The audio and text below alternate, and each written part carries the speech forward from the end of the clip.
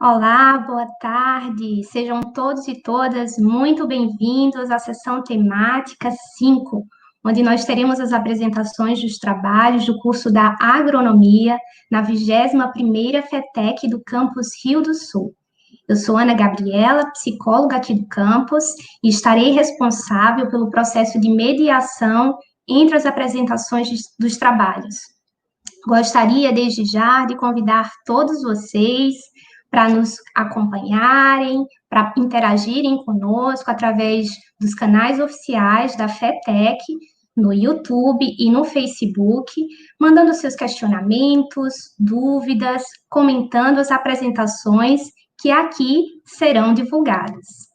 Bem, que este é um ano de desafios e de inovações, todos nós já sabemos, e a FETEC não poderia ficar de fora dessa. Desde o dia de ontem que nós estamos sendo privilegiados com grandes temáticas e com excelentes apresentações dos nossos estudantes. Isso só reforça a nossa importância, o nosso valor e o nosso poder enquanto instituição de ensino pública. Assim, eu gostaria de abrir um parênteses aqui e parabenizar todos os servidores públicos, meus colegas, que honram a camisa que vestem. Sem mais delongas, eu gostaria de falar para vocês rapidamente como é que vai ser o desenvolvimento dos trabalhos nessa sessão temática. Nós vamos apresentar o título do trabalho, logo em seguida será exibido um vídeo com a apresentação do trabalho, e finalizada essa exibição, nós estaremos aqui contando com a presença dos nossos acadêmicos e dos seus respectivos orientadores, que estarão disponíveis para responder os questionamentos que vocês nos encaminharem. Assim sendo, vamos iniciar a nossa rodada de apresentações. Eu gostaria de chamar o trabalho Aferição de um sistema de previsão para a cercosporiose da beterraba, baseado na temperatura e umidade. Este trabalho será apresentado pela acadêmica Sheila Chayana e tem como professor orientador o professor Leandro Marcuso.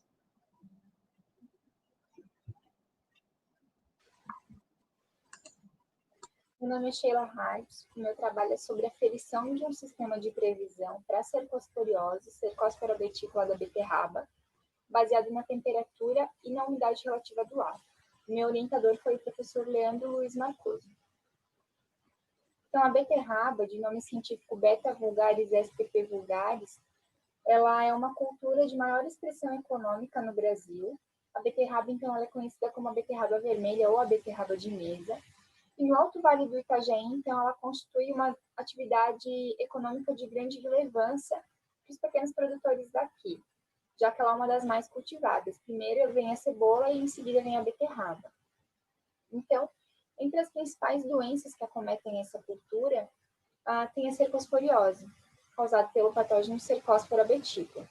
Então, ele acaba ocasionando pequenas manchas circulares na folha, com uma margem de coloração mais púrpura e um centro mais claro, e ao decorrer do avanço da doença, então, esse tecido lesionado ele acaba caindo e a folha, então, fica perfurada, o que afeta diretamente na produtividade final.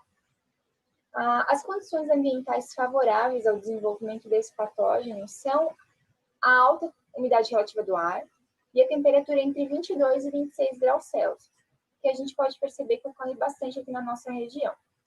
Então, com vista nisso, o objetivo do nosso trabalho foi esclarecer o efeito dos regimes de pulverização no controle da cercosporiose da beterraba, causado por Cercospora betícola, com vista ao manejo da doença.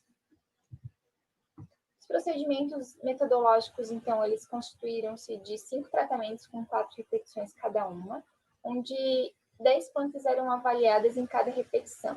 Então, semanalmente, era feita a avaliação da severidade da doença em cada planta, selecionada ao acaso, com base na escala diagramática proposta para a cultura e para a doença. Então, essa severidade, depois de computada, ela foi integralizada, daí foi calculada a área abaixo da curva de progresso da doença, que é conhecida como a ACPD.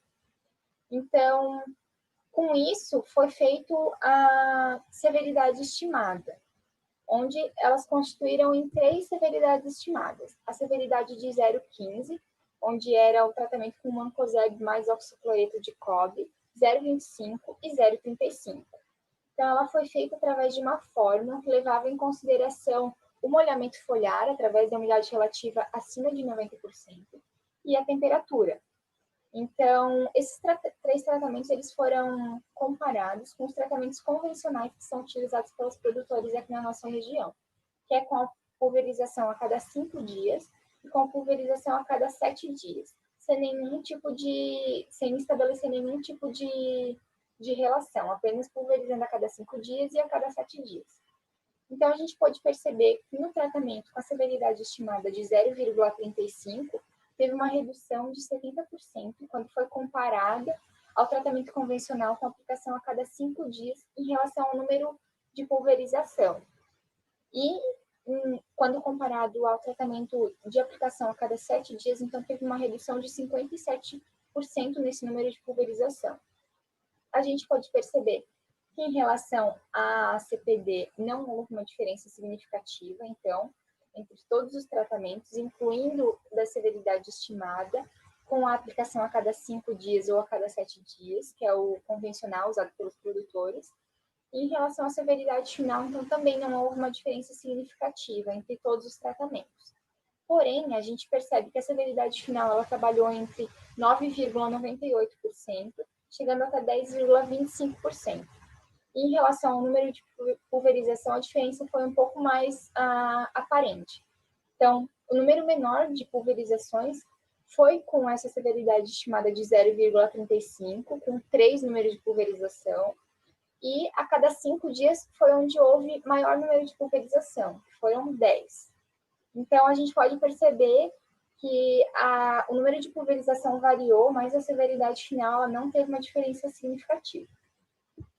Então, entrando em considerações finais, a gente percebe que o progresso temporal da cercosporiose da beterraba, em função do regime de pulverização, que é baseado em um modelo de previsão, com essa severidade estimada de 0,35, ela não acabou diferindo dos controles padrões que são utilizados pelos produtores aqui na região, só que ela teve uma vantagem, que foi reduzir o número de pulverização, mantendo a mesma eficiência de controle, servindo como um subsídio, né, na tomada de decisão no manejo integrado da doença nessa cultura. Então, a gente pode concluir que nem sempre um número maior de pulverização vai realmente reduzir a doença, já que o momento correto da aplicação é o que acaba refletindo no acumulado da doença ao longo do ciclo da cultura. Então, por isso é importante manter sempre o controle correto no momento ideal, né? Então, seria isso. Os agradecimentos são ao Instituto Federal Catarinense pela bolsa. Muito obrigada.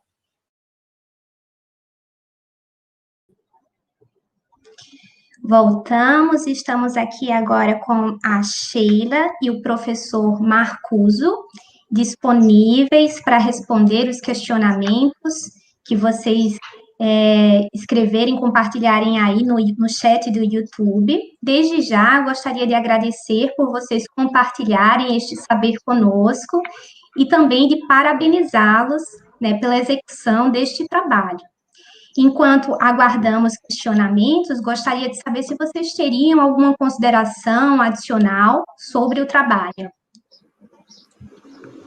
Eu que agradeço, né, a oportunidade, o espaço aberto para a gente estar mostrando o que a gente faz no campus, né, porque a gente faz para a população, né. Então, eu acho interessante ressaltar que essa aferição para o sistema de previsão, na verdade, esse trabalho foi o segundo ano, né, do nosso projeto. Então, esse ano a gente está dando continuidade, né, para fazer a consolidação dele, mas o sistema de previsão ele já está disponível no site da Epagre-Ciran, né, no AgroConnect. Então, para todo mundo que deseja, né, todo mundo que precisa dessa ferramenta já está disponível lá. Então, a gente faz para conseguir ajudar a todos, né. Muito bacana. Bem, temos um questionamento aqui do professor Cláudio Keski, que pergunta: qual o regime pluviométrico no período? Isto influenciou? Sim, porque a gente leva em consideração o índice pluviométrico, né, que a gente vai retirando da nossa estação. Então, a partir do momento que chove acima de 25 milímetros, então todos os tratamentos a gente fazia uma nova aplicação, né, porque eles eram lavados da folha, então a gente tinha que reaplicar todos eles. Uhum.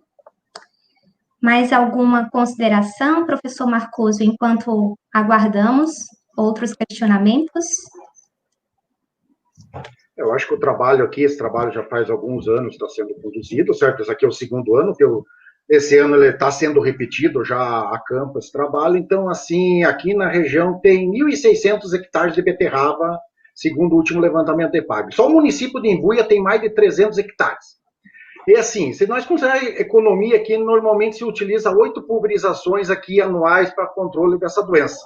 O nosso sistema deu 57% de redução, então vai para 4 pulverizações. O custo de cada pulverização é R$100.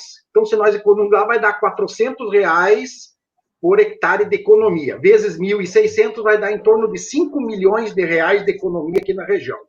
Se nós pensarmos a água que vai ser utilizada para aplicar esse produto, é 300 carreta-tanque, ou seja, 300 carretas de 30 mil litros cada. Se nós pegar o preço do produto aqui, envolvendo diretamente em torno aqui a quantidade de produto, aliás, é pegar 2 quilos vezes 1.600 hectares, vai estar aí mais de 3 mil quilos aqui que vão estar sendo economizados aqui na região.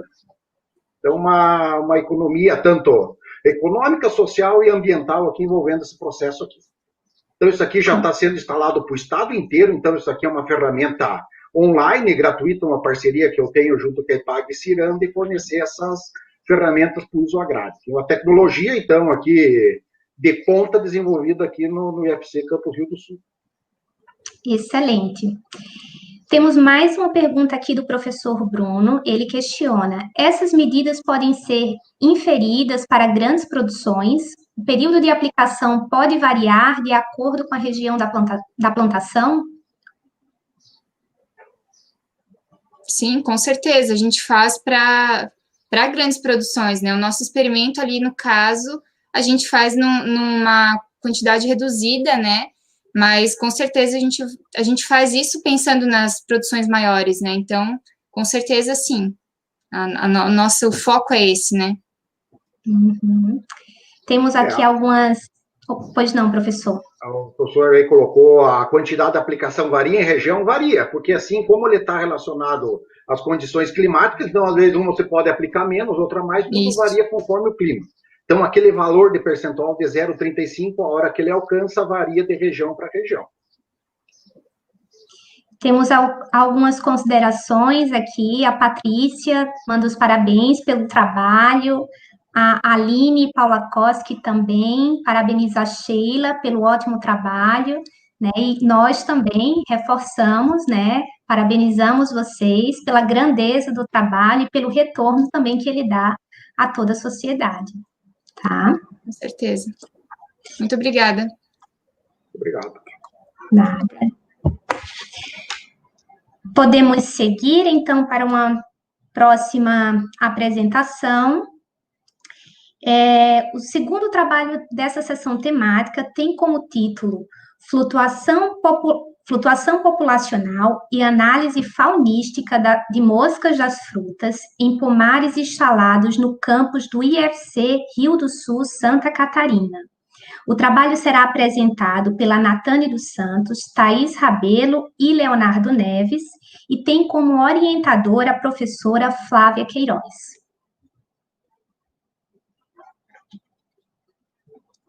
Olá, meu nome é Natane dos Santos, sou estudante de agronomia do campus de Rio do Sul. Vim aqui para falar um pouco sobre o meu trabalho, que vai ser submetido na MICT deste ano. O meu trabalho foi titulado como Flutuação populacional e análise faunística de mosca das frutas, Diptera tetrafide, em pomares instalados no campus do IFC Rio do Sul, Santa Catarina. O trabalho foi realizado por mim e orientado pela professora Flávia Queiroz de Oliveira e o professor Leonardo de Oliveira Neves. As moscas das frutas, elas pertencem à família Tetrafrid e são da ordem Diptera. São consideradas uma das principais pragas que afetam a fruticultura em todo o mundo. E o ataque desse inseto, ele se inicia quando o fruto ele se encontra verde, maduro, onde as fêmeas elas realizam um orifício na fruta e ao vipositarem na mesma, se tem uma porta de entrada para fungos e bactérias, o que causa o apodrecimento do fruto. E com consequência desse apodrecimento, há uma queda prematura e abundante dos frutos no solo, onde no solo a larva ela vai deixar o fruto e se transformar em pulpa, liberando então moscas de ambos os sexos, e as fêmeas ela parte em busca do fruto, dando continuidade ao seu ciclo. A flutuação populacional, ela depende da disponibilidade de frutos, depende dos hospedeiros, da época do ano, dos hospedeiros alternativos e também dos inimigos naturais. Elas podem infestar mais de 400 espécies de frutas, chegando a comprometer, assim, 100% da produção. Em virtude da exploração crescente da fruticultura, principalmente aqui na região do Alto Vale do Itajaí, é necessário que se amplie os conhecimentos, criando, assim, estratégias de manejo no sentido que se possa minimizar as perdas que são ocasionadas por essas pragas. Com isso, então, o objetivo desse trabalho foi avaliar a flutuação populacional e faunística de mosca das frutas, Dipteras tetraphidae, em pomares que são instalados no campus do IFC. Os pomares que foram utilizados foram pomar de pêssego, pomar de laranja, pomar de goiaba e também o pomar de goiaba serrana. O experimento ele foi realizado entre novembro de 2017 a abril de 2019, sendo então 2 períodos. O monitoramento foi feito através do uso de armadilhas com garrafa PET. Elas continham 300 ml de melaço de cana-de-açúcar, que eram diluído a 10% de água. Isso então era utilizado como atrativo alimentar. Essas armadilhas eram amarradas com arame a 1,50 m do solo e elas eram substituídas quinzenalmente. Após isso, era feita a triagem do material levado para o setor e lá era feito a identificação das espécies das moscas das frutas, onde era feito a separação por sexo. A gente levava o critério onde a fêmea ela apresenta acúlios no ovopositor, facilitando, então, a designação do macho e da fêmea. Os parâmetros avaliados eram análises faunísticas, que foi elaborada de acordo com os critérios de Uramoto. Em 2005, ele realizou um trabalho parecido com esse, e a flutuação populacional, onde seria o número total de adultos e também seria analisado em relação às variáveis climáticas, tanto temperatura, tanto precipitação pluviométrica. De total de mosca das frutas, todas elas pertencem a Anastrefa fraterculus. No primeiro ano, foram coletadas um total de 203 moscas das frutas, sendo delas 119 fêmeas e 92 machos. Já no segundo ano, foram coletadas 120 moscas, sendo 77 fêmeas e 43 machos. O número de moscas das frutas coletado ele foi significativo, principalmente em relação às fêmeas, né?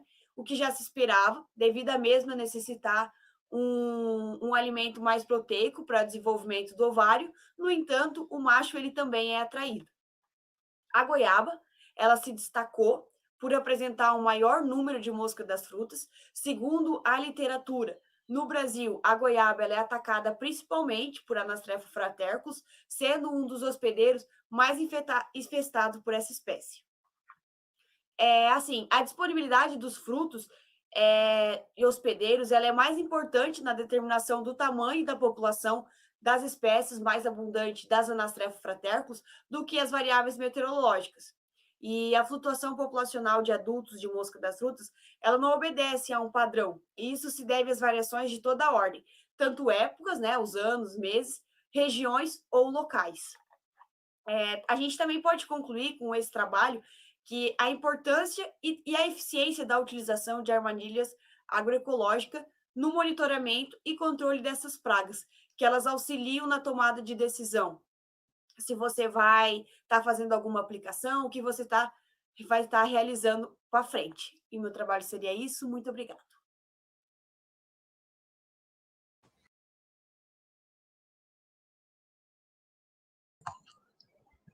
Muito bem.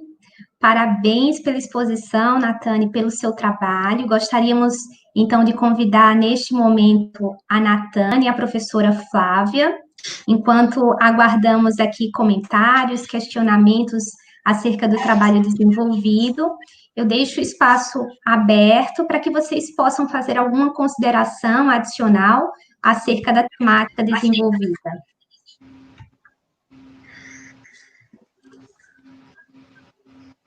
Quer falar, Natânia? Então, esse trabalho a gente realizou ele desde 2017, já está fazendo essa pesquisa, né? Foi período de 2017 e 2018, aí de novembro de 2018 a abril de 2019, e o intuito era de continuar esse ano, né? De fazer mais um ano de pesquisa, mais resultados. Porém, devido à pandemia, a gente até iniciou, mas acabou deixando ele de lado. Mas, assim, é um trabalho que eu apresentei até no meu TCC, né? Foi muito de grande valia, assim, da gente estar sabendo, porque aqui na região do Alto Vale está se engrandecendo a cultura da fruticultura. Então, eu também queria agradecer ao Instituto e à professora Flávia pela oportunidade. Professora Flávia, gostaria também de fazer alguma consideração adicional? Eu acho que o áudio da Natânia está... Acho que a internet dela está falhando. Só para complementar as informações que a Natânia já passou, então esse é um trabalho que, a princípio, a gente tinha o interesse de desenvolver ele em outras propriedades, né, de uma propriedade de fruticultura comercial, mas, infelizmente, a gente não consegue, devido à grande, né, alta carga horária de aulas dos alunos e também os professores, no caso eu, né, que eu acabo ficando um pouco comprometida com questão de horário, devido a outras funções. E, então, por isso que a gente decidiu, a princípio, desenvolver o projeto dentro do campus, tendo em vista que a gente tem uma grande quantidade de frutas e que a gente podia ter uma ideia do que pode ou não estar acontecendo com relação aos níveis de infestação dessa praga nos pomares. No campus, o projeto ele foi desenvolvido tanto em pomares convencionais, né, de cultivo convencional, tanto em pomares de cultivos agroecológicos. Então, isso foi um questionamento que foi uma questão que a gente quis trazer, né, para o experimento, para a gente saber se realmente o controle químico nos cultivos convencionais, ele se mostra tão ou mais eficiente quanto os controles alternativos nos diferentes sistemas de cultivo.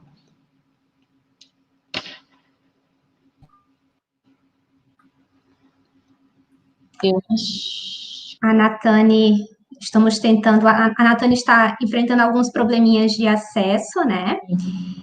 Enquanto isso, eu gostaria de compartilhar com vocês algumas considerações. A professora Carla manda os parabéns pelo trabalho, o professor Cláudio Kesk também parabeniza aqui a equipe pelo desenvolvimento do trabalho. E temos aqui um questionamento do professor Bruno. Ele coloca assim: existem outras formas de controle além das armadilhas com melaço? Eu não sei se a Natânia vai conseguir responder. Bom, poderia responder? Na realidade, professor Bruno, as armadilhas, ela não é conhecida, ela não é tida como uma forma de controle, né? O nosso objetivo é uma forma da gente, nosso principal objetivo é a gente monitorar. Então, por que as armadilhas, elas são importantes para monitoramento? Como a Natânia colocou no trabalho dela, esse monitoramento é importante para que o produtor, ele saiba qual é o pico populacional dessa praga. Então, ele vai saber, por exemplo, no mês de fevereiro é quando onde tem uma maior ocorrência da praga, então, nesse mês, eu tenho que entrar com um tratamento de prevenção, né? Então, as armadilhas, elas são mais utilizadas com esse objetivo. É claro que se você tem um pomar pequeno, né, se você tem poucas árvores, né, é um pomar de quintal, você pode sim utilizar armadilhas, ela vai servir, né, como forma de controle, porque quando as meninas faziam a coleta das armadilhas, a gente conseguia verificar a grande quantidade de inseto que vinha presente nessas armadilhas com esse atrativo que é o melaço. Mas o principal objetivo é realmente o monitoramento para que a gente possa saber quando é que se dá o maior pico populacional deste inseto. E já antecipando, existe sim outros atrativos que a gente pode utilizar além do melaço. Então, o mais utilizado, né, além de sucos de frutas adoçados, que com o tempo ele entra em fermentação e também ele vai atrair, a gente também tem produtos prontos, que são vendidos por grandes empresas, que podem ser utilizadas como atrativo nas armadilhas. Professora Flávia, teria mais alguma consideração final sobre o trabalho? Eu gostaria só já a Natana infelizmente não está presente, mas de agradecer e parabenizá-la, né, pelo trabalho. Como ela falou, ela está comigo desde 2017, então é um trabalho que a gente vem desenvolvendo há 3 anos. Agora ela está num outro período, né, do curso, então ela está pretendendo sair para o estágio, né, o que está impedindo essa questão realmente da pandemia, e devido à saída dela, a gente vai ter uma outra bolsista que vai dar continuidade a esse trabalho, tá? Então, no momento, só isso, dizer que o trabalho vai continuar e agradecer e parabenizar a Natane pelo trabalho desenvolvido até agora. Então, mais uma vez, parabéns, agradecemos por vocês compartilharem esse conhecimento com todos nós. Finalizamos a apresentação de vocês por aqui, tá? E seguimos, então, com a nossa terceira apresentação dessa sessão temática, denominada Prestação de Diagnóstico de Doenças de Plantas encaminhadas pelas Secretarias Municipais de Agricultura, Casas Agropecuárias e Produtores Rurais da região do Alto Vale do Itajaí em 2019-2020.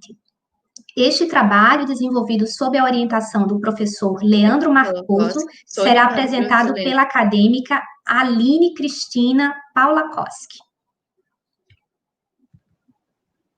Olá a todos, meu nome é Aline Cristina Paulakoski, sou orientada do professor Leandro Luiz Marcuso. O trabalho de extensão que eu vou apresentar é sobre prestação de diagnóstico de doenças de plantas encaminhadas pelas Secretarias Municipais de Agricultura, Casas Agropecuárias e Produtores Rurais da região do Alto Vale do Itajaí, Santa Catarina, no período de 2019 a 2020. Bom, para se ter a doença, é necessário ter um hospedeiro, um ambiente favorável, que vai favorecer o seu desenvolvimento, e o patógeno. Esses 3 ligados em conjunto, então, teremos a doença. E com isso, os danos causados, nós temos as injúrias, que é um processo não infeccioso e momentâneo, ou seja, não é contínuo comparado à doença. Este é caracterizado por fatores ambientais, como agrotóxicos, danos causados por implementos agrícolas e até mesmo por animais. E para identificar a doença, é necessário fazer a diagnose, que seria a identificação e o reconhecimento da doença através dos seus sintomas e sinais. E com isso, feito isso, nós podemos fazer o controle correto da doença. Material e métodos. O projeto foi realizado, então, no Laboratório de Microbiologia e Fitopatologia do Instituto Federal Catarinense, Campus Rio do Sul, com o recebimento de amostras. Porém, no último ano, nós não obtivemos o recebimento dessas amostras, então o projeto foi realizado no setor da Agri1, do IFC, conhecido também como a horta. A diagnose das doenças foi realizada através do microscópio a 40 vezes, e quando não se sabia ao certo qual era a doença, era comparado, então, com a literatura e feito o isolamento do patógenos. Para o arquivo dessas imagens, então, era retirado fotos com celulares e arquivado. Resultados de discussão. Agora eu vou apresentar algumas das doenças encontradas no setor da Agri1. A primeira, então, é a podridão negra das crucíficas, que é uma bactéria causada pelas Xanthomonas campestris, Patovar campestris. Esta é caracterizada pelo aparecimento de lesões amareladas em formato de V, com o vértice voltado para o centro. Então, tem essa bordadura com a parte mais amarelada e no interior essa parte necrosada. Aqui é a podridão negra das crucíferas em repolho, como podemos observar mais claramente ainda, que a doença tem um formato em V. A cercosporiose em beterraba, que é causada pelo fungo Cercospora vitícola, que o seu sintoma é caracterizado por manchas de coloração cinza, sendo regulares ou irregulares, com o desenvolvimento de lesões paralelos a nervuras. A mancha branca no milho, caracterizada por 2 patógenos. Então, o primeiro seria o Phaeosphaeria maydis, que é um fungo, e a Phaeosphaeria ananatis, que é uma bactéria. Então, no início, ela vai aparentar lesões pequenas, cloróticas, que se desenvolvem até 2 centímetros, e seu formato é arredondado ou oblongos, com a coloração mais esbranquiçada, com bordas escuras, como nós podemos observar aqui. O próximo é mancha de Alternaria em couve, que é causada pelo fungo Alternaria brassica.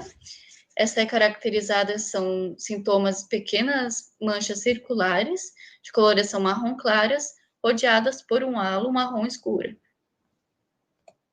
Nessa mancha de Alternaria em couve-flor, como podemos observar. Então, fora vamos obter uma coloração mais marrom escura e no interior uma coloração marrom clara, como se fosse, parece um olho no caso. A próxima é a mancha de púrpura em cebolinha, causada pelo fungo Alternaria purri. Essa é caracterizada, então, ela aparece nas folhas pequenas pontuações de aparência aquosa com formato irregular, que ao longo do seu desenvolvimento vai apresentar um centro esbranquiçado, tornando-se maiores, adquirindo essa coloração púrpura, então. Essa daqui. A última seria a queima das folhas, causada pelo fungo Alternaria dawsi. Essa é caracterizada por pequenas manchas de marrom ou preta, que está um pouquinho difícil de ver, e nas margens apresenta-se coloração amarela, com aspecto aparentemente de queimado. Considerações finais. Então, a correta diagnóstico das doenças de plantas é de suma importância, que vai realmente mostrar a causa da doença e, com isso, vamos conseguir fazer um controle correto da mesma. Então, eu queria agradecer ao Instituto Federal Catarinense, ao professor Leandro Luiz Marcuso, por essa oportunidade da Bolsa de Extensão que eu tive por 2 anos, e que foi muito proporcional, que me ajudou muito na minha carreira e para o meu conhecimento. Então, seria isso, e obrigada. Muito bacana, Aline. Que bom que esse trabalho contribuiu, né, significativamente para a tua vida, para a tua formação acadêmica, tá? Seja bem-vindo de volta, professor Leandro Marcuso. Parabéns mais uma vez por mais um trabalho que o senhor conduz, que o senhor orienta, tá? Enquanto aguardamos questionamentos, dúvidas, comentários nas nossas redes sociais, eu gostaria de deixar o espaço aberto, caso vocês tenham algum comentário adicional sobre o trabalho. Bom, o trabalho foi muito especial nesses dois anos que eu trabalhei, pois aprendi muito, tanto muito bom para a minha carreira profissional, e também tenho que colocar um destaque. Nós, sim, recebemos amostras de outras pessoas, porém eles passavam direto pelo professor. Então, ele já olhava e já dava a diagnose.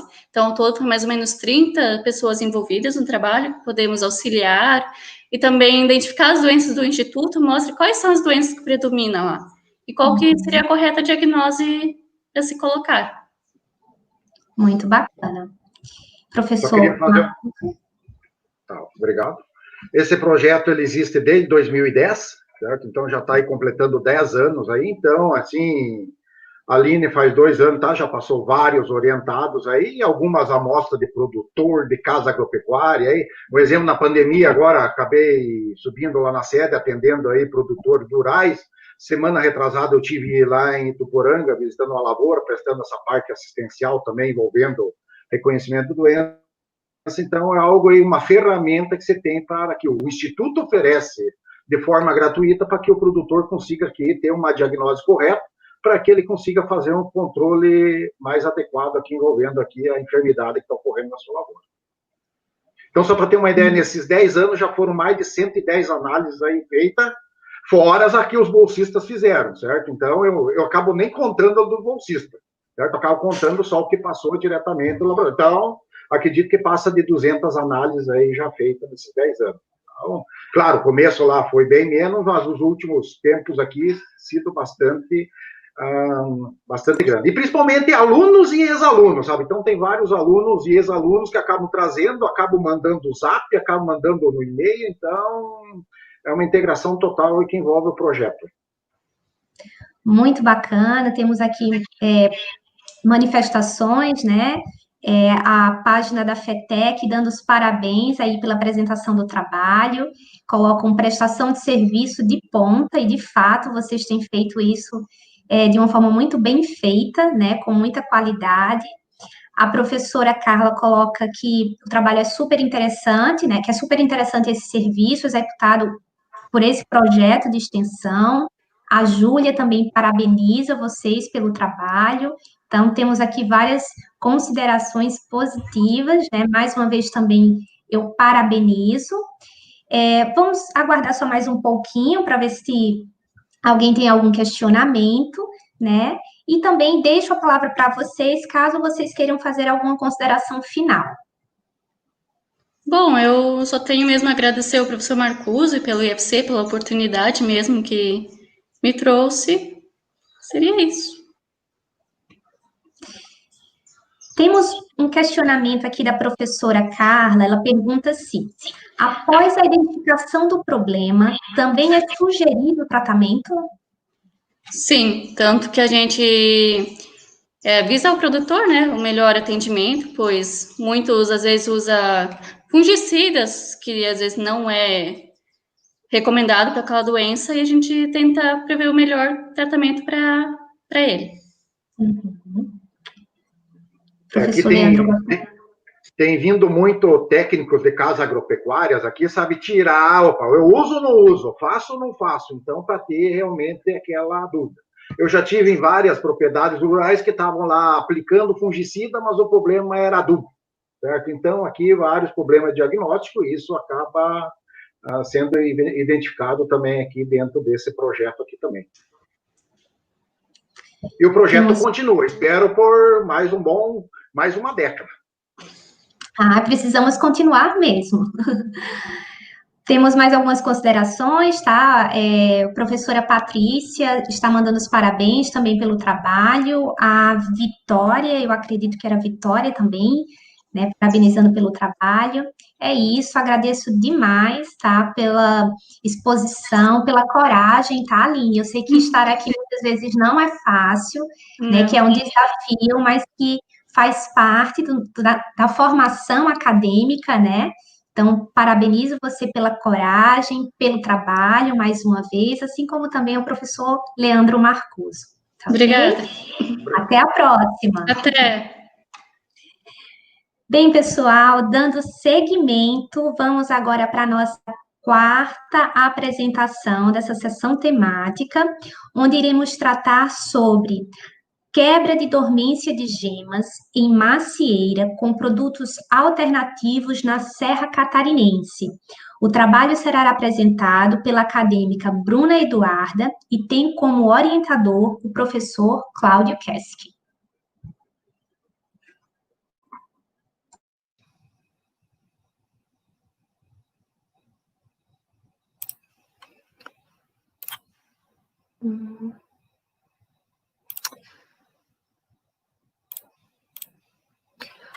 Olá, meu nome é Bruna Eduarda Petri, eu sou estudante do curso de Agronomia, o meu orientador é o professor Cláudio Keski, e eu vou apresentar um projeto da quebra de dormência de gemas em macieira com produtos alternativos na Serra Catarinense. A maçã é de grande importância na economia do estado de Santa Catarina, principalmente na região mais alta do estado, onde tem maior número de produtores de macieira. E O conhecimento, então, da fisiologia das frutas é essencial para ter melhores armazenagem dos frutos e qualidade. Em regiões abaixo de 1.200 metros de altitude, é necessário aplicar tratamento químico para uniformizar a brotação e a floração dessas maçãs.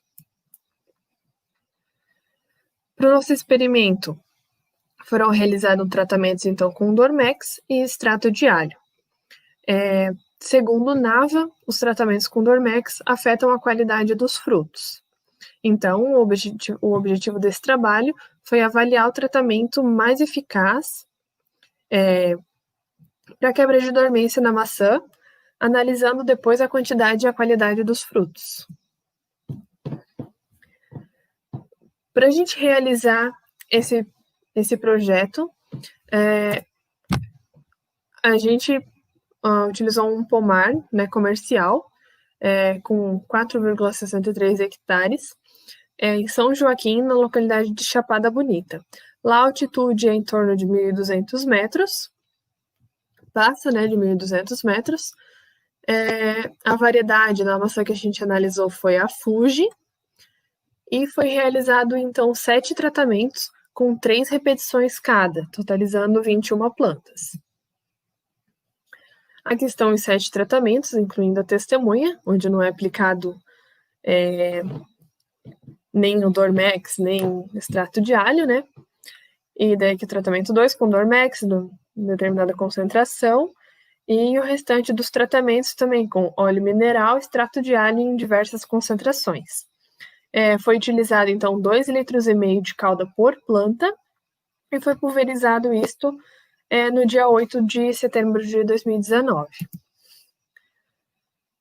Logo após, 30 dias após a pulverização desse superador de dormência, a gente volta até o pomar para fazer análises fenológicas, ver como está o andamento da brotação das gemas.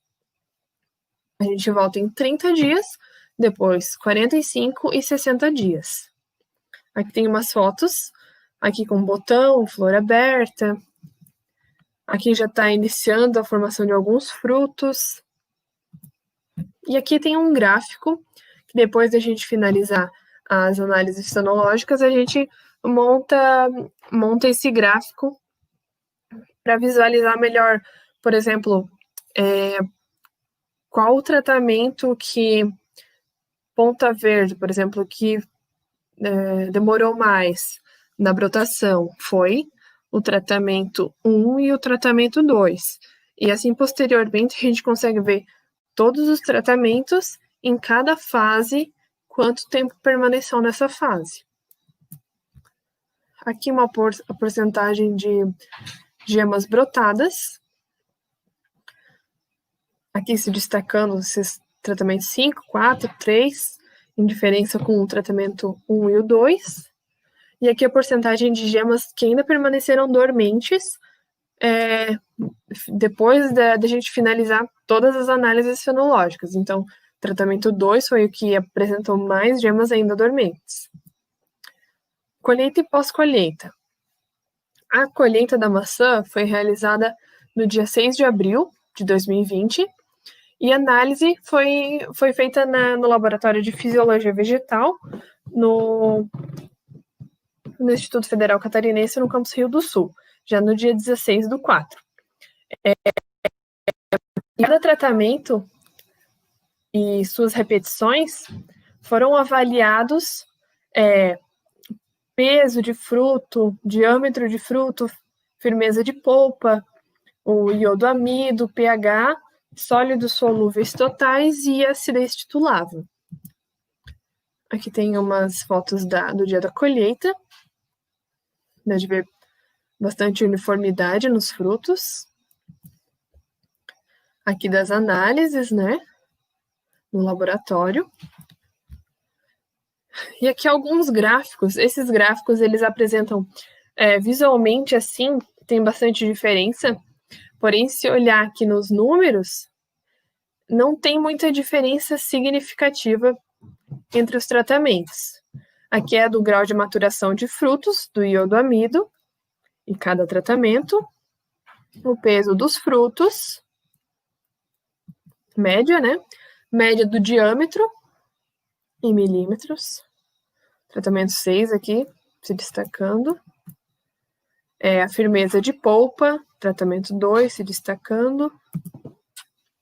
A porcentagem de sólidos solúveis totais. O pH. Teores de acidez titulável dos frutos. Então, visualmente, olhando os gráficos, a gente pode concluir que o tratamento que mais se destacou foi o de extrato oleoso, a 2%, com óleo mineral 2%. Sendo que os que obtiveram menor sucesso foram a testemunha, que não foi aplicado nada, né? Nem extrato de alho, nem Dormex, e o tratamento com Dormex a 2%, com óleo mineral a 2%. Porém, todos esses dados ainda vão ser analisados estatisticamente para ver se realmente tem diferença significativa entre eles, para daí poder fazer novas conclusões. As referências que eu utilizei, e é isso.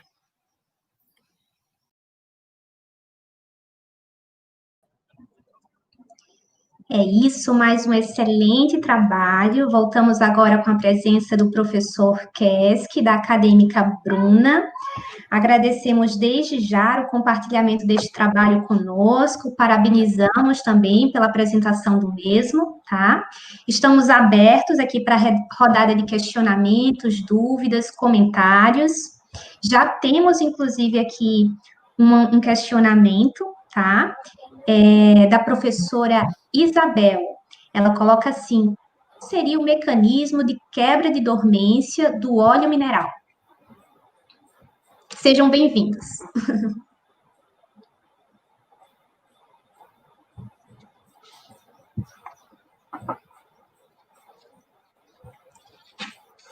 Bruna e professor Kesk nos escutam?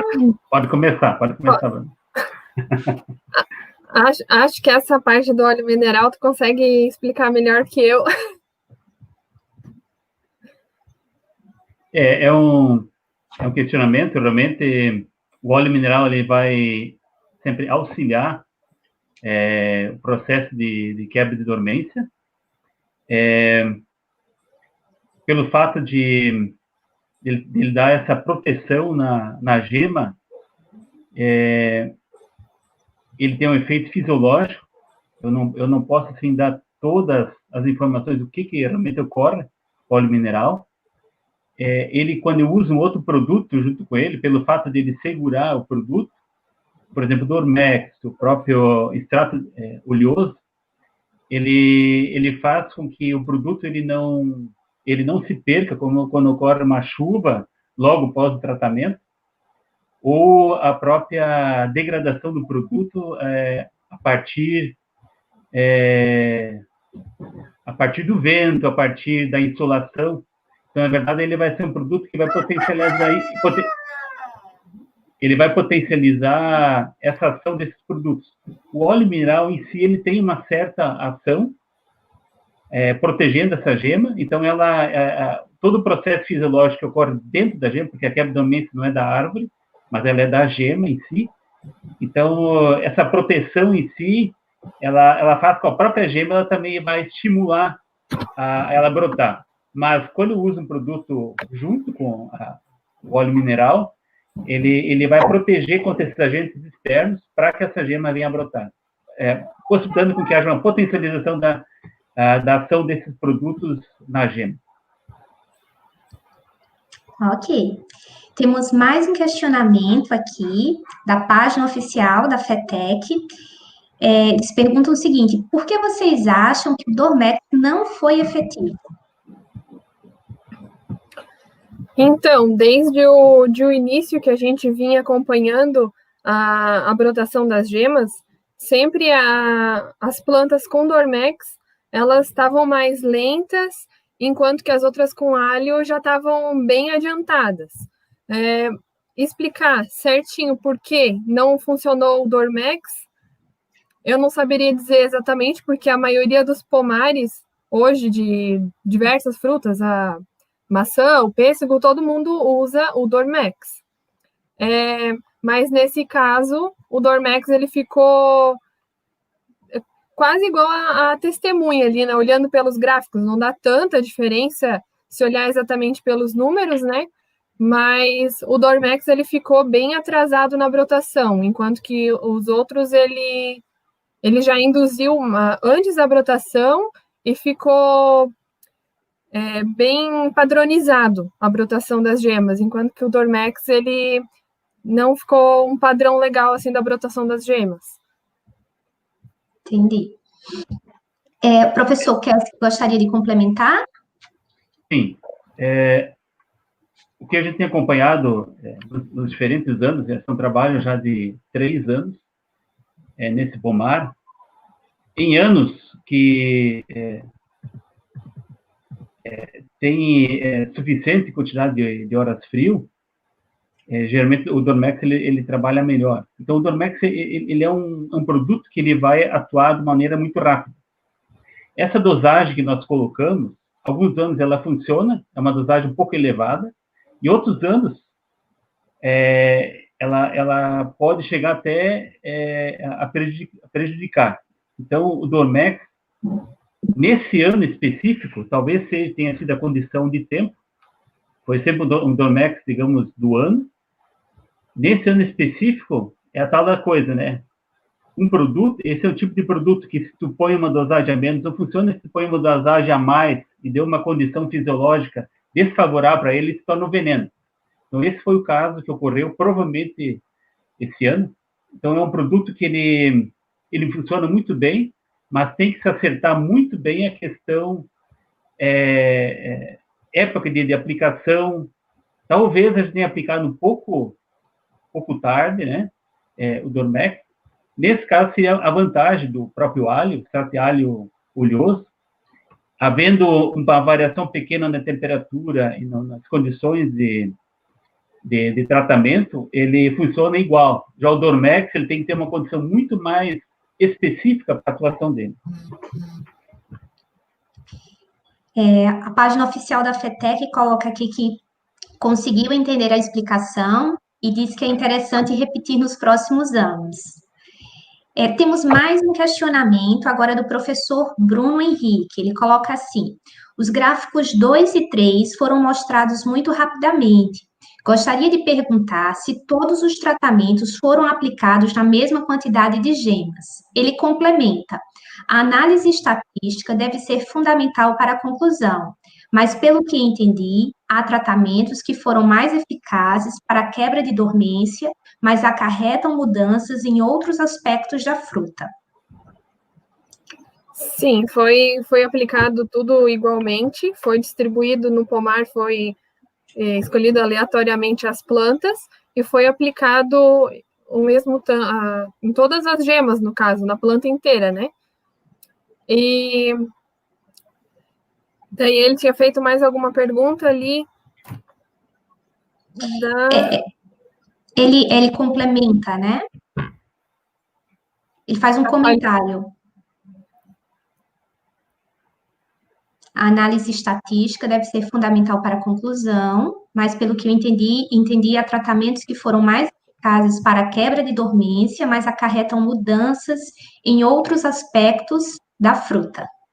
Sim, a gente não fez ainda análise estatística, né? Porque daí fazendo análise estatística a gente vai ver certinho se vai ter diferença significativa entre esses tratamentos ou não. Por exemplo, para aplicar num pomar todo. Daí, só com essa análise estatística, a gente vai poder dizer, não, compensa com extrato de alho e não precisa aplicar o Dormex. Mas assim, olhando só pelos gráficos, tem pouca diferença, na verdade, que ali as colunas, elas apresentam bastante diferença, mas se olhar pelos números, é pouca diferença. Se for para usar num pomar, por exemplo, né? Para aplicar num pomar. Vocês teriam alguma consideração final sobre o trabalho? Começa pela Bruna, depois eu termino. Ou eu posso começar? Bom. Não, Bruna, pode ser tu. Não, só queria agradecer pela oportunidade, né? Eu tive esse trabalho, já tinha mais anos sendo feito, porém eu só participei no último ano, mas peguei desde o início certinho, então foi muito, muito útil para mim, aprendi muita coisa fazendo esse trabalho, e só agradecer a oportunidade pelo professor ter deixado eu fazer esse trabalho aí, lá em São Joaquim. Eu quero dizer, na verdade, só posso agradecer, principalmente ao Instituto, por ter liberado o carro para fazer um trabalho em outro município e longe. Tem muitas pessoas que têm que realmente se disponibilizar, e principalmente o Instituto, ele colaborou muito. E a gente quer ver se dá prosseguimento. Esse ano a gente deu uma parada, trabalho com maçã, pela própria pandemia, e nós estamos aplicando todos esses tratamentos em outras culturas. A grande importância do trabalho, como o Marcos falou, a questão a substituição ou diminuição do produto tóxico, o Dormex já é, desde 2016, 2017, proibido na Europa. Ele é causador de câncer e ele também influencia no sistema reprodutivo do ser humano. Então, é um produto que tem que ser substituído. Ele é o segundo produto, depois são 3 produtos mais proibidos na Europa e que estão sendo usados aqui no Brasil. O primeiro já foi proibido no Brasil, que é o Para-4, o segundo é o Dormex. Então, esse é um produto que vai acabar no país. Então, digamos, se a pessoa, se a Anvisa dispõe normalmente coerente, é um produto que ele é muito perigoso para quem aplique, para quem depois tem contato com os resíduos. Então, é um produto que provavelmente ele vai sair do mercado e é muito urgente a substituição desse produto. Por isso a gente já tem trabalhado há alguns anos com... E o que tem sido mais promissor são esses extratos oleosos, é um produto industrial que está sendo testado e provavelmente mais algum tempo ele deve entrar no mercado também. Vocês agradecem a instituição e nós agradecemos a cada um de vocês pelo empenho, né, pela persistência. A gente sabe que pesquisar, desenvolver um trabalho não é fácil, né? Então, nós agradecemos aqui pela belíssima exposição, pelo compartilhamento desse trabalho, tá? Temos outras considerações, temos os parabéns aqui da própria FETEC, tá? Parabenizando o professor Cláudio Keski e a Bruna, excelente aluna. A Bruna Cristina também dá os parabéns, diz que o trabalho é muito interessante, né? E a partir dessas considerações, né, nós finalizamos aqui a apresentação de vocês, mais uma vez agradecemos, tá? E nesse momento nós vamos partir agora para a nossa quinta apresentação, onde nós abordaremos o tema ressocialização de detentos através da ortoterapia. Este trabalho foi desenvolvido sob a orientação do professor Cláudio Keski e será apresentado pela acadêmica Eliana Horman.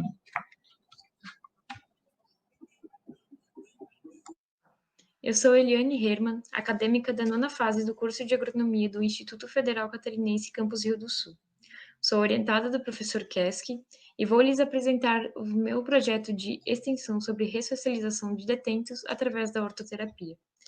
O projeto teve ideia vinda do DEAP, de Rio do Sul, tanto da equipe como de alguns detentos pertencentes, então a gente foi desenvolvendo todo o projeto juntos. A ideia principal do projeto seria, então, a ressocialização. Isso porque alguns historiadores e alguns pesquisadores afirmam que, desde sempre, a ressocialização e a reintegração dos ex-detentos na sociedade é muito difícil. Isso devido à imagem de que a sociedade tem dos ex-presidiários. Mas a ideia, então, foi de que estes presidiários tivessem a chance de sair com alguma formação técnica ou algum complemento a mais para, então, conseguir adentrar a área de trabalho.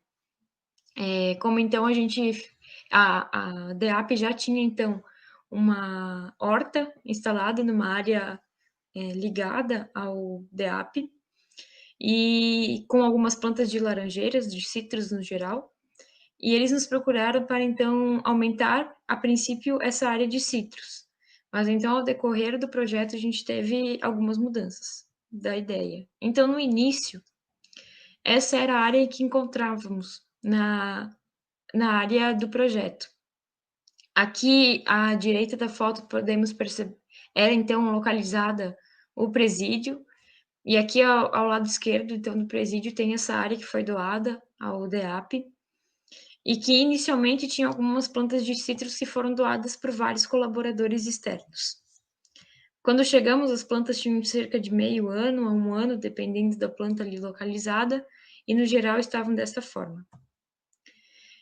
Então, para aumentar a produção de citros, a ideia foi que nós, do IFC, produzíssemos algumas novas plantas, através do enxerto, com variedades Pocã, Champagne, Valência, Peraril, Rubi, sendo então algumas das variedades que testamos.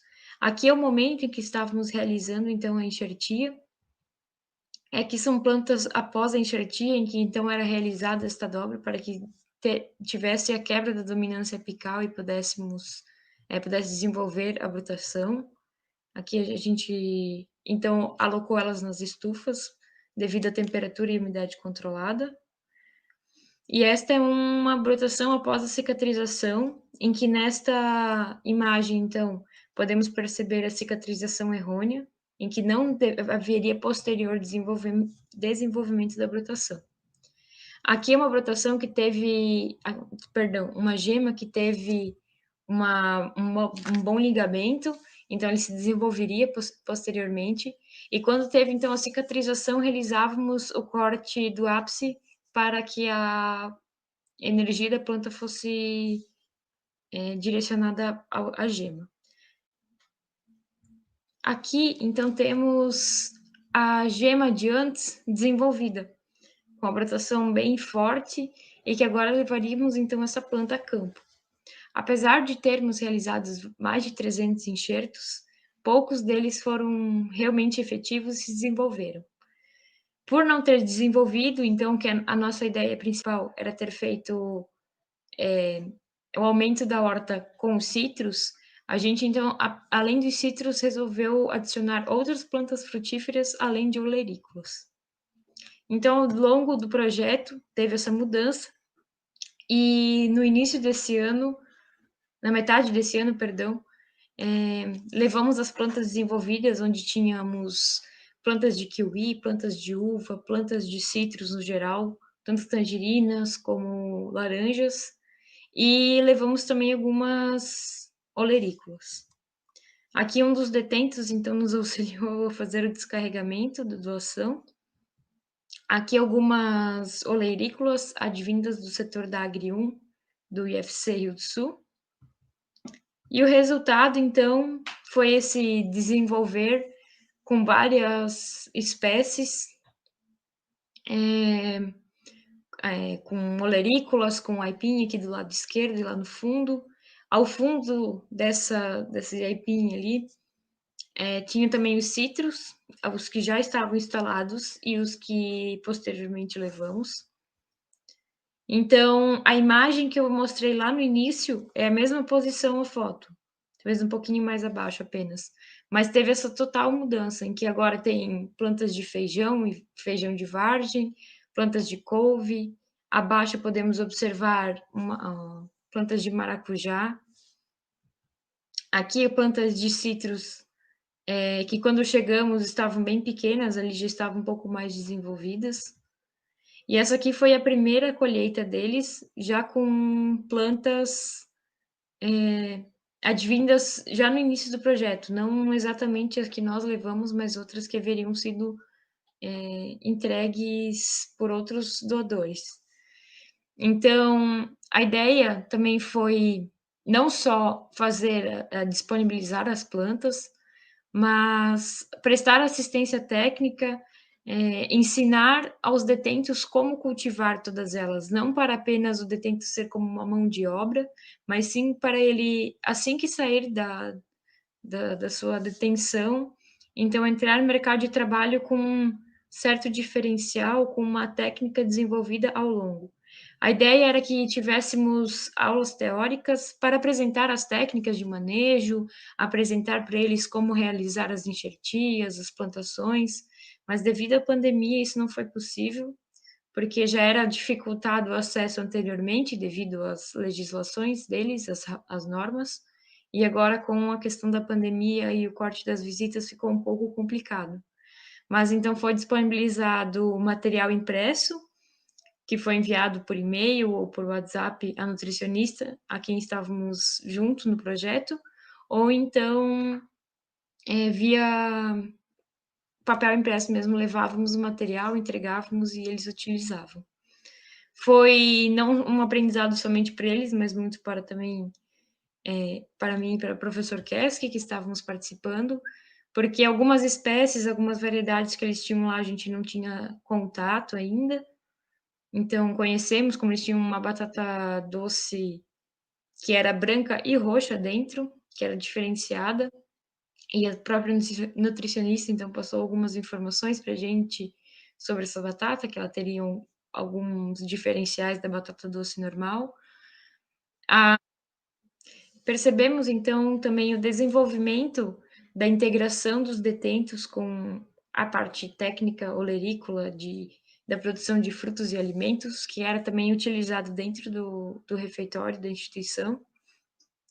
E foi muito legal, muito bacana essa troca de ideias, essa conversa com eles e o acompanhar, apesar de ter sido poucas visitas, do contato deles conosco.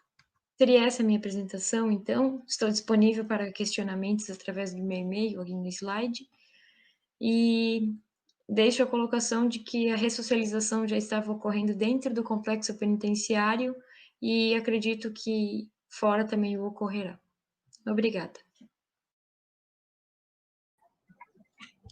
Isso aí, grande trabalho apresentado pela acadêmica Eliane. Infelizmente, a Eliane está com alguns problemas técnicos. Ela não vai estar aqui no vídeo, mas ela está no chat. Ela vai responder os questionamentos que vocês nos encaminharem através do chat, tá? Quero dizer, assim, que no Brasil, onde parece que a gente está amarrado aí, não se desprende de forma nenhuma, né, dessa crise no sistema carcerário, o desenvolvimento de trabalhos como esses, né, que busca o processo de ressocialização do preso, né, vem ao encontro de políticas que não visam apenas punir pelas condutas praticadas, né, pelas condutas criminosas praticadas, mas, de fato, de buscar oferecer mecanismos de que eles reintegrem a sociedade sem reincidir, né, diminuindo as chances aí de reincidir no crime. Então, acho o trabalho louvável, parabenizo a aluna acadêmica Eliane, assim como também o professor Cláudio Keski, pelo excelente trabalho. E enquanto aguardamos manifestações através do chat, gostaria de deixar a palavra aberta para o professor Keski, assim como também para a Eliane, se manifestando aí no chat, né? Para vocês fazerem considerações iniciais, né? Considerações, na verdade, adicionais acerca do trabalho.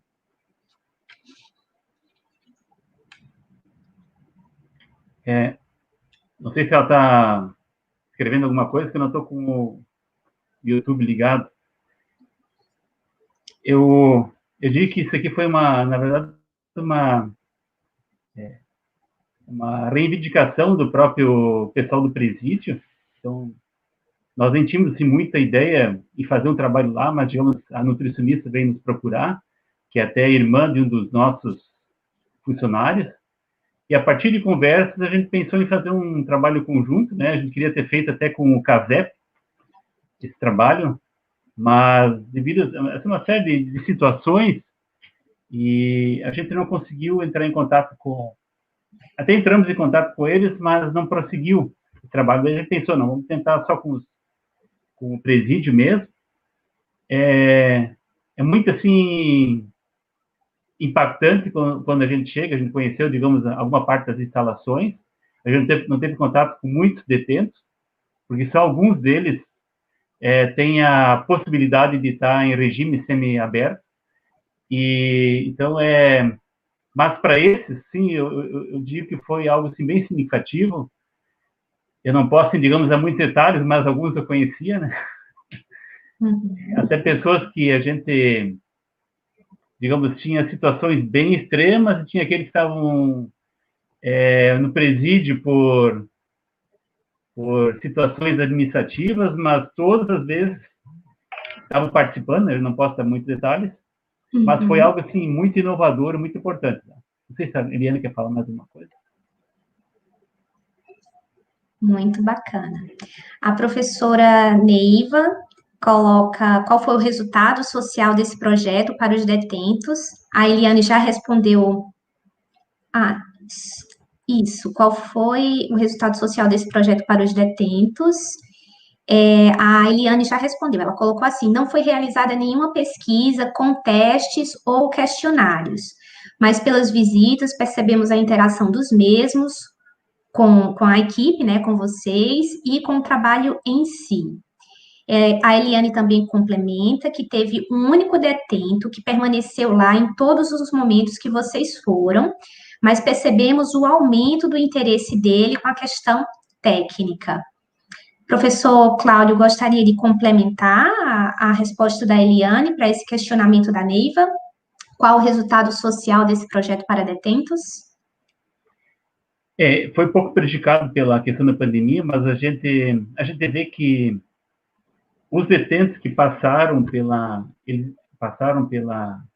por essa área agropecuária em si, agrícola, eles cada vez se mostraram mais interessados. A própria nutricionista estava muito entusiasmada com o trabalho, e essa troca de informações, interação com eles, assim, na verdade, ele conversou muito mais com a nutricionista, que repassava muita coisa para eles, do que com os detentos em si. Mas, assim, foi uma interação muito legal, tanto dela conosco, como também com os detentos. Então, pena que alguns detalhes eu não posso dar para vocês, porque senão eu vou estar quebrando sigilo. Vou estar quebrando sigilo, tá?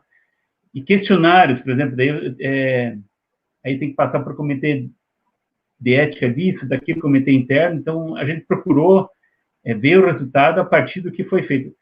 O que a gente viu que foi aumentado, o pomar estava em 30%, depois que ele começou a atuar, eles triplicaram a área de pomar, eles começaram a fazer um projeto de kiwi, um projeto de uva. Então, uma área que estava abandonada de maracujá foi reativada. Então, o pessoal ficou muito interessado. A gente deu mais algumas informações de como conduzir. E a gente espera que isso possa ter, digamos, o resultado, porque a parte de fruticultura tem um resultado de mais anos, né? Que isso possa ter realmente algo assim salutar para eles e para a própria alimentação do presídio mais para frente. Muito bacana. Professor Paulo Pires pergunta: houve alguma dificuldade à compreensão da linguagem técnica pelos detentos? A Eliane comentou o seguinte: como comentado, foram realizadas poucas visitas. Sim, como comentado, foram realizadas poucas visitas, mas o detento que se... não, eu estou repetindo, perdão, estou repetindo aqui a pergunta, a resposta anterior da Eliane. Ela coloca... Ela está fazendo referência aqui à interação com os detentos, que foi uma interação boa, né? Eu acho que essa pergunta aqui do professor Paulo não foi respondida. Professor Cláudio, houve alguma dificuldade à compreensão da linguagem técnica pelos detentos? Os detentos que a gente trabalhou, eles de alguma forma tinham uma ligação com a agricultura, ou se não tinham, eles tinham um bom comportamento. O detento técnico, que era um técnico agropecuário, entendeu muito bem. Os outros, a gente tentou conversar, porque quando a gente faz um trabalho com essas pessoas, a gente não, digamos, não é somente eu vou passar uma técnica, a gente faz uma interação de conhecimentos, isso é a parte legal, né? A gente pergunta o que eles conhecem, a gente coloca uma coisa, então, o diálogo vai fazendo com que seja aprendido o conhecimento.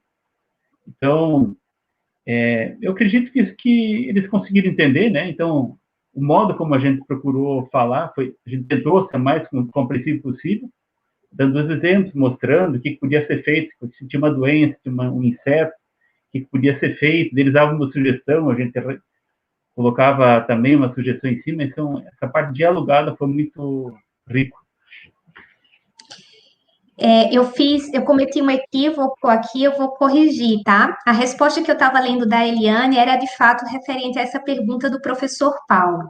Então, ela coloca assim: como comentado, foram realizadas poucas visitas, mas o detento que sempre esteve presente, né, era um técnico agrícola formado. Desta forma, teve certa compreensão.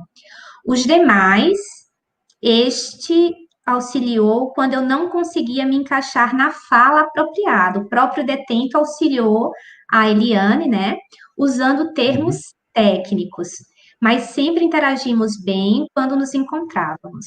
Muito bacana. Bem, temos aqui um comentário da professora Neiva, ela coloca assim: seria interessante acompanhar se eles realmente usam esse conhecimento ao sair do presídio como uma maneira de ressocializar. Temos outras manifestações aqui parabenizando, né, pelo trabalho, ótimo trabalho, parabéns pelo projeto, parabéns pelo trabalho, diversas manifestações aqui neste sentido. Para finalizarmos, professor Cláudio e Eliane, eu gostaria de deixar mais um espaço de fala para vocês, caso vocês tenham alguma consideração final sobre o trabalho apresentado.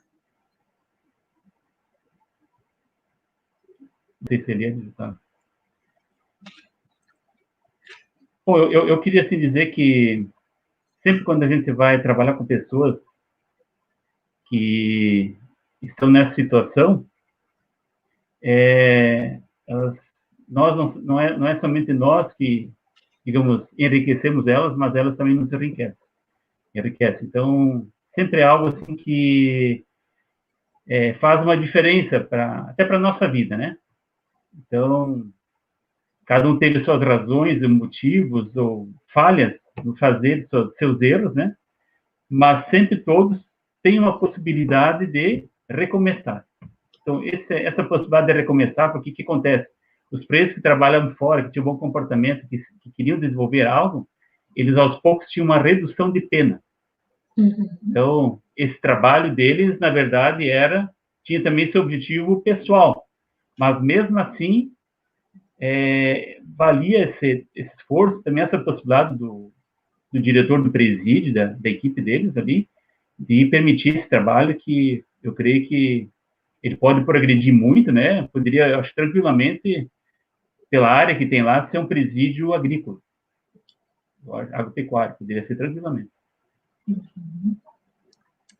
É isso, então, agradecemos mais uma vez pelo compartilhamento do trabalho, tá? Desejamos, esperamos que ele continue, porque ele tem uma grande relevância social e também acadêmica na formação dos nossos acadêmicos aí do curso da agronomia. E finalizamos, então, essa quinta apresentação. Vamos agora para a nossa sexta apresentação, sexta e última, né, apresentação desta sessão temática, que tem como tema uso de caixas entomológicas como ferramenta para o ensino de ciências em escolas municipais de Rio do Sul. Este trabalho foi desenvolvido pela acadêmica Débora Cristina da Rocha, sob orientação da professora Flávia Queiroz.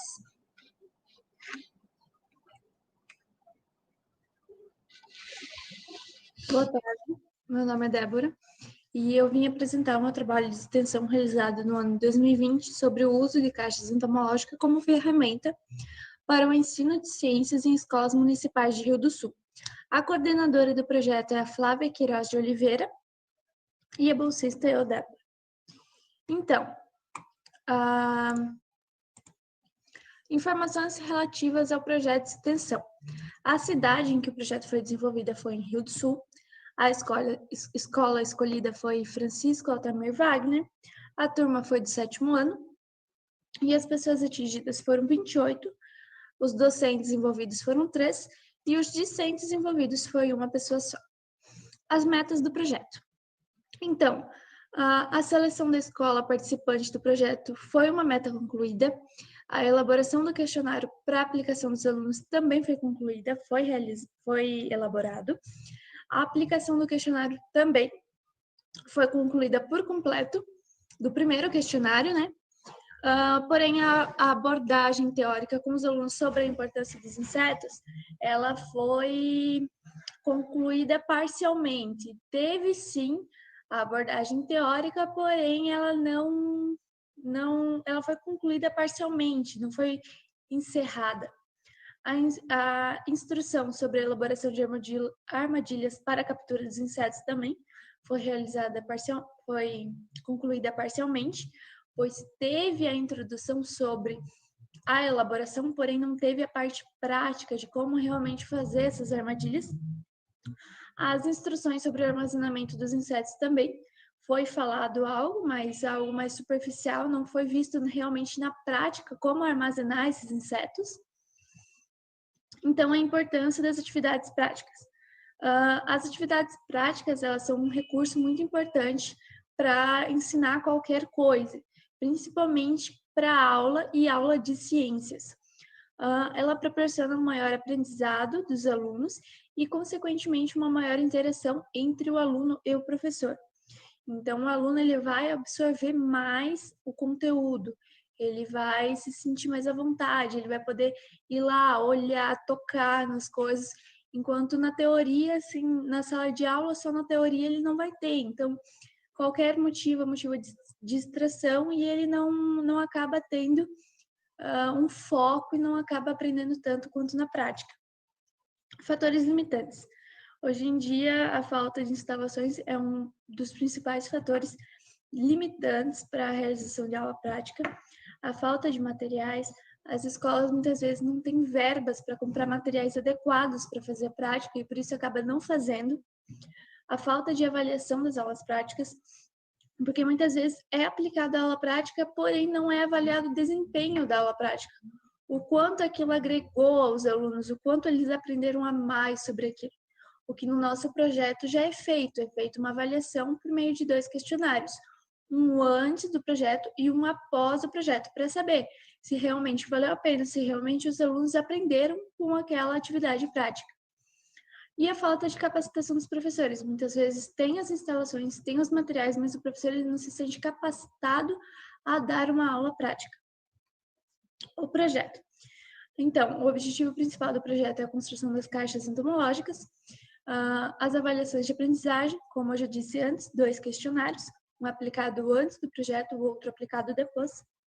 A construção do conhecimento dos alunos, o quanto aquilo agrega para eles, e o baixo custo, já que o único custo seria ali a estrutura da caixa entomológica, já que os insetos são coletados na casa dos alunos, na escola, enfim, em qualquer lugar, e existe uma abundância muito grande de insetos na nossa região. O questionário. O questionário ele teve 3 questões. A primeira é de assinalar imagens com insetos, então tinham imagens com animais que não eram insetos e tinha imagem de insetos. Eles tinham que assinalar qual que era. Desenhar o inseto, suas principais características e qual era a importância dos insetos de uma maneira geral. A relação das respostas. Questão 1. A aranha. 18 pessoas erraram. Elas assinalaram que era um inseto e não é um aracnídeo. A mariposa, 27 acertaram. O escorpião, 4 erraram. A lacraia, 19 erraram.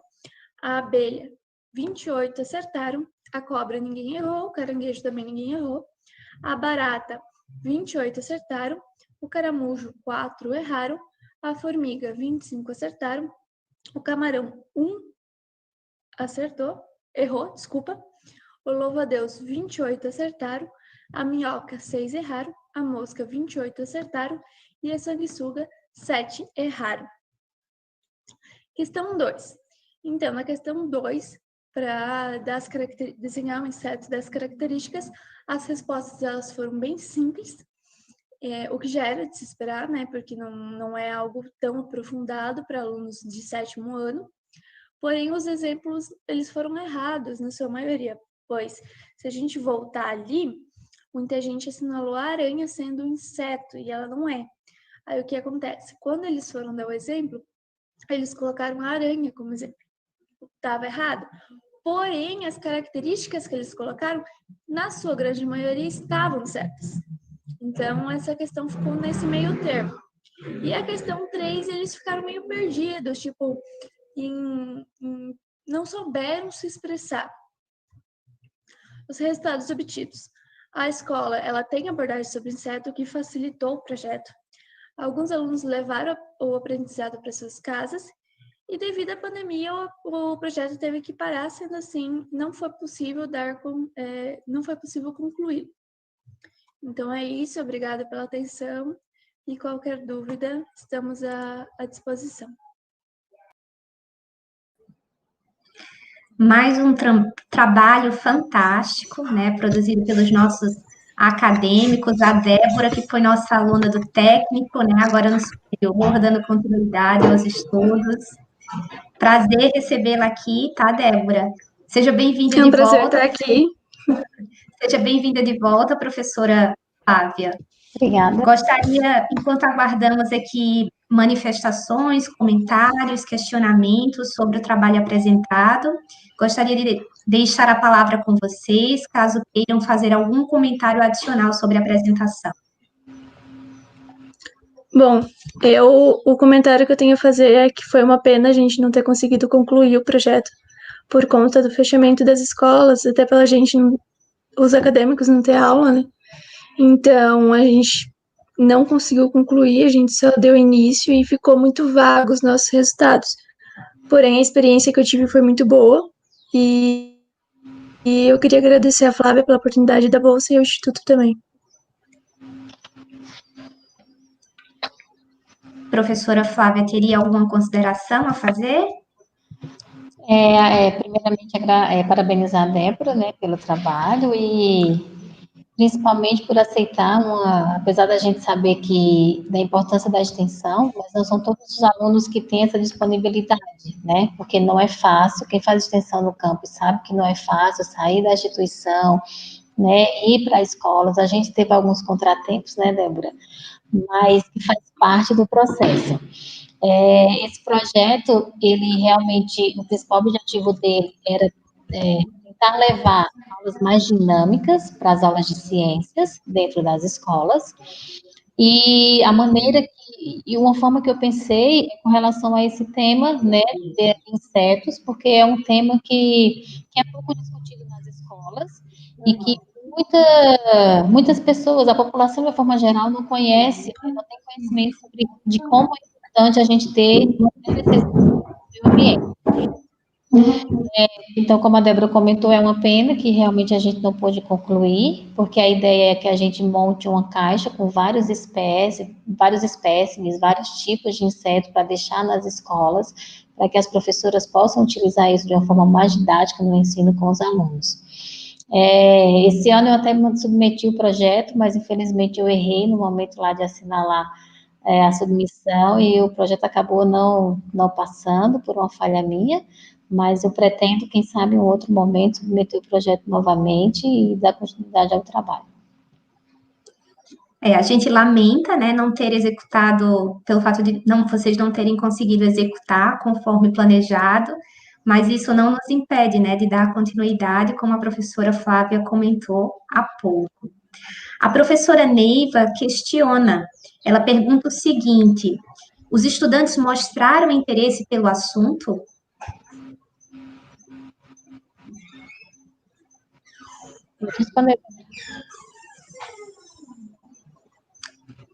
Débora, nos escuta? Deu uma travadinha aqui, poderia repetir? A Neiva pergunta: os estudantes mostraram interesse pelo assunto? Sim. Cada visita que a gente fazia na escola, eles traziam dúvidas novas. Eles, desde a primeira vez que foi lá, eles foram em casa, falaram com o pai, mãe, já procuraram dúvidas, já vieram falando o que eu posso pegar, tipo, então a interação deles foi muito grande com a gente nesse período que a gente teve contato com eles. É uma curiosidade, tá, Débora? Teve algo específico durante a execução do trabalho que mais te chamou a atenção, que mais te tocou? Eu acho que o que mais me chamou a atenção no trabalho foi o interesse, tipo, os alunos, porque como era uma coisa prática que eles iam lá buscar os insetos, que eles iam ter que sair e ver, eles ficaram encantados. Então, isso foi o que mais me chamou a atenção no projeto. A página oficial da FETEC coloca que essa ferramenta é de extrema valia para agregar os conhecimentos teóricos de disciplinas como biologia, física e química, né? É um trabalho extremamente relevante. Também parabeniza pela apresentação, assim como a Bruna disse que o trabalho é muito legal, manda os parabéns para vocês. A Neiva também considera o trabalho muito interessante, né? A Eliane, a apresentadora acadêmica que apresentou o trabalho anterior, ela coloca parabéns a todos os acadêmicos e professores por todos os trabalhos, todos de suma relevância e importância, não só ao setor agrícola, mas a toda a sociedade. De fato, os trabalhos aqui apresentados foram brilhantes. Bem, não tendo neste momento mais questionamentos, eu gostaria de devolver mais uma vez a palavra para vocês, para saber se vocês teriam alguma consideração final. Acho que a Débora está travada lá. Penso que sim. Eu vou falar se a internet dela voltar. Eu gostaria de só enfatizar isso, né, da importância desses trabalhos de extensão, de como é importante a gente proporcionar isso aos alunos do campus, né, eu vejo que isso é muito importante profissionalmente, pessoalmente para eles têm um crescimento que, a princípio, eu acho que eles não acreditam ou não percebam o quanto isso pode ser gratificante, né, como a Débora falou, o chegar na escola, a maneira como a gente é recebido pelos outros alunos, isso faz com que a gente se sinta gratificada pelo trabalho, e às vezes a gente até esquece a dificuldade que a gente teve que percorrer para chegar até aquele momento. Então, assim, é difícil fazer extensão, mas é importante e é muito gratificante, né? Eu gosto, né, e eu gostaria de poder fazer mais, mas infelizmente a gente tem que andar conforme o que a gente pode fazer.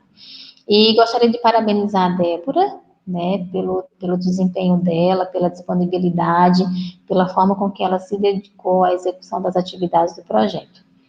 E, no mais, parabenizar, né, essa é a minha última participação, meu último trabalho foi apresentado agora, então eu gostaria de parabenizar a todos os idealizadores e organizadores da FETEC. Foi um desafio, sei que não foi fácil, mas estão de parabéns, que foi muito bem organizado e muito bem executado. Nós que agradecemos, professora Flávia. Infelizmente, a Débora teve problemas na conexão, mas nós gostaríamos mais de uma vez de parabenizá-la pelo trabalho, agradecer a participação, agradecer pelo compartilhamento dessas informações aqui conosco nesta tarde, tá? Ok. E é isso. Bem, pessoal, finalizamos as apresentações do trabalho dessa sessão temática 5, né? Gostaria desde já de informá-los que os vídeos, tanto dessa sessão quanto das sessões anteriores, já estão disponíveis no YouTube.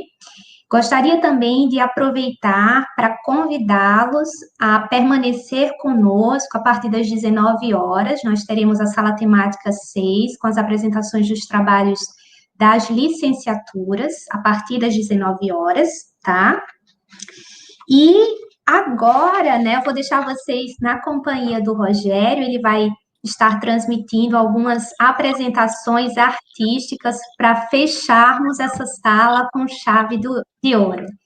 Muito obrigada pela companhia. É com você, Rogério. Obrigado, Ana, e parabéns, né? Tu que estava com medo aí de apresentar, tu pode ser pequena no tamanho, né? Mas talento aí para apresentar foi muito bem. Muito obrigada. E que belos trabalhos hoje à tarde, né? Esse do professor Kess mesmo, quem conhece ele um pouco, eu já conheço ele há quase 20 anos aí, e a gente sabe desse jeito dele, tão preocupado com o social, né? E que também é trabalho que a gente deve fazer. A Flávia também comentando, né, que não é fácil, principalmente aí se a gente pega alunos de ensino médio, né, tá saindo da escola e tal, que horário vai fazer isso? Mas a gente continua na peleia, né? A gente não larga e a gente vai levando assim. E aí prometi antes ali, não consegui apresentar o vídeo do Alex, e tem também do nosso colega servidor, o Marcos Granês, e eu acho que agora vai dar certo. Até antes estava comentando com o Alex ali de que, na verdade a gente não quer bolo, melhor se fosse um churrasco, né?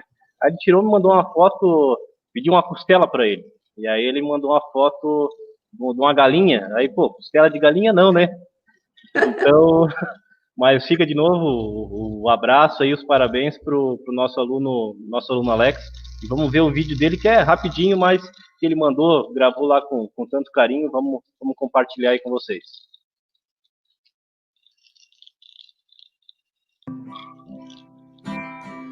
E a gente se beijando e o mundo caindo, um inconformado e dois doidos varridos, e os convidados de queixo caído, me vendo levar ela embora comigo. E a gente se beijando e o mundo caindo, inconformado e dois doidos varridos, e os convidados de queixo caído, me vendo levar ela embora comigo.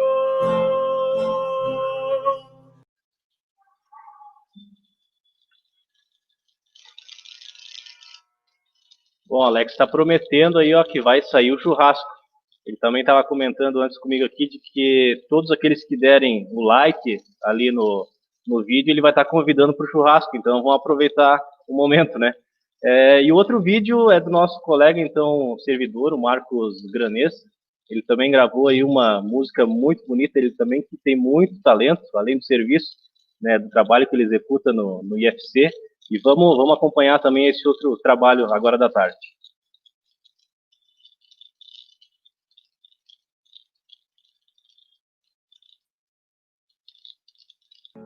Picadas escuras pra um baile ao jogo de prenda, derrubei porta de venda pra tomar uns tragos de canha, e esporei boi na picanha, em tudo que foi fazenda. O que viesse eu topava, serviço festo, peleia, cortei muita cara feia, de índiozito retovado, e amancei muito aporreado, com pé de amigo e maneia. Um dia me deu saudade, e eu fui rever o meu pago, senti da China o afago e o vento frio do pampeiro no coração caborteiro. No meu peito de índio vago, o tempo passou, lá se foi, eu não queria que fosse, tudo pra mim terminou-se, e eu não sou mais quem eu era. A estância virou tapera, e o que era chupro amansou-se, e hoje só o que me resta é o pingo, laço e o pala, pistola só com uma bala, e a estrada pra bater casco, no cano da bota um frasco,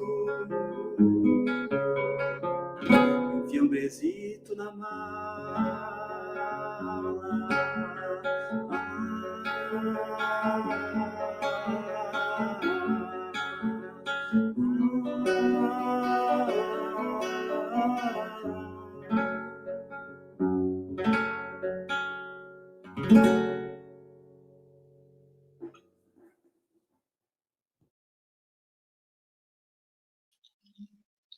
Grande Marcos. E a gente se encontra, então, logo mais às 19 horas, porque tem muito mais, e amanhã também, até sexta-feira.